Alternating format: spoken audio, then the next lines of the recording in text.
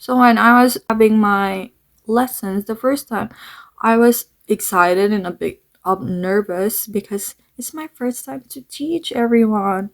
I don't have any experience in teaching, but I'm eager to learn and perform my everything like 100% and up.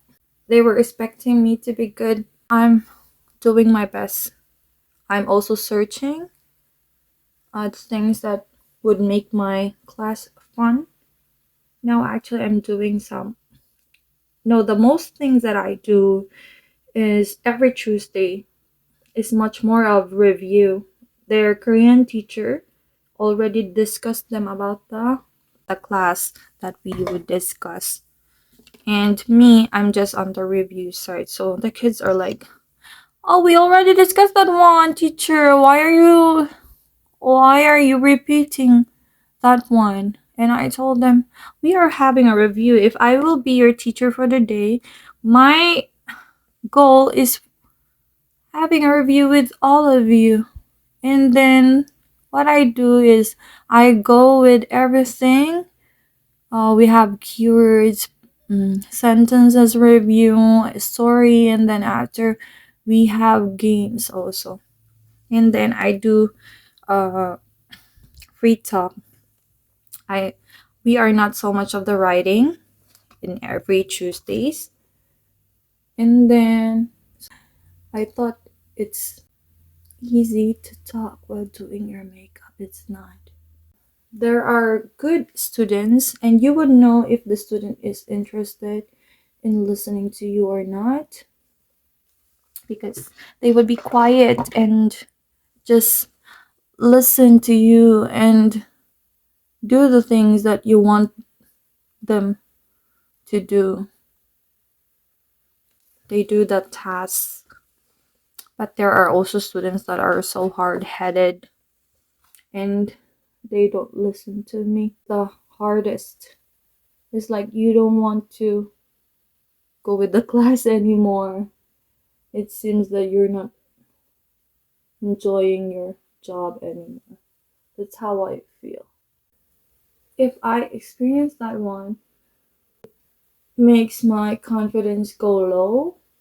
So I'm having butterflies. It's not a good butterfly. It makes me nervous and I don't know what to do. And sometimes I'm having a brain damage at the moment.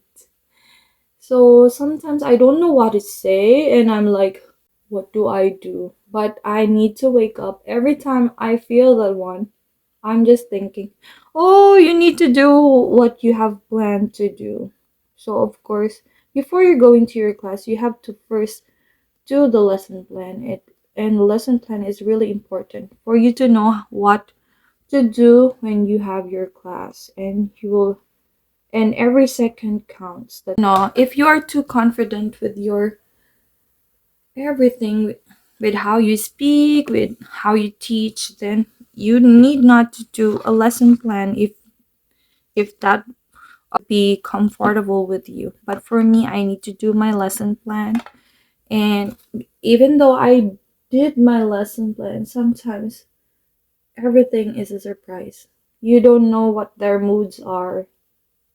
And before actually we're gonna start with our class, I always ask them, how are you feeling today? And then what is what is the day today? And then what is the date today? I we do always like that. So I always check their emotions. I always check on how they feel so that I could estimate if I would understand. Maybe that's why they're like that because they're sad, because they're tired, because they're hungry. Mostly of them are tired and they always say that they are sleepy. And I told them, I always replied, well, even though if you're sleepy, even though if you're tired, we need to do the class, we need to review. And sometimes, when I do the pre-talk part, you will know the history of the student. You would know that some of them don't go for breakfast. Well, there are also issues here in Korea about the native speakers and non-native speakers, because they have, of course, they would have a price range difference with their salaries. Of course, the native speakers from the seven countries, native speaker countries, would have much more salary than the native non-native speakers, and they have much more opportunities to teach the English language, and they are much more higher because it is their native language compared to the non-native speakers. But we do not know. Some of them are so good with their teaching style, but some of them are like doing it because it's like speaking with others. I don't know with the performance. I don't have the right to judge because I'm not a judge because I don't know their performances, and who am I? I don't know if I'm great with my profession though, but I'm trying my best. I'm really trying my best, everyone. What's the hardest part if you are in teaching but it's not your profession and it's not your passion? The hardest part is you're facing not just the job is fine, but the most difficult thing is the behavior of the children. It's unpredictable, everyone, and you should be flexible in every time you encounter their behavior.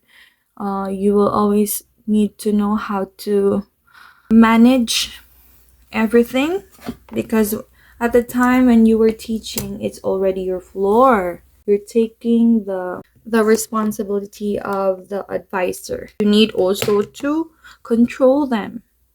But sometimes what I do is I don't want to be angry because I don't know what it would do to me. I always think that because I'm just a part-time teacher, I need to be not that strict. But my co-teacher, which is the original Korean teacher, tells me that if it's my time to teach, I do have the floor, and it's my own way to control the students. And what I do is when they don't listen to me, I call them one by one, and I call the student who is number one who do not. I call the student who do not really listen to me, so that I would get their attention. Now, since we are out of papers, my activities is just based on the system, and the we have seminars from the native speaker in the main branch. So he always tells us that these are the great things to do if we are assigned foreign teacher in behalf like a native speaker teacher. So there are suggested methods that we could do, we could follow, we could consider. So I'm doing what he taught to us. And we are doing the seminars for native teachers through online. And it really helps.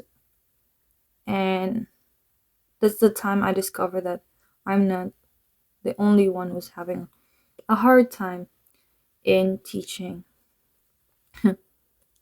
I thought teaching was so simple. If you just know the language, if you know how to speak English, it's so easy, but it's not. It's like you're having so many kids that you have to take care of. It's more than the job. It's much more of taking care of them while they are in your class. So it's like taking care of your kids. So that's it for now, and this is my makeup. It's just simple.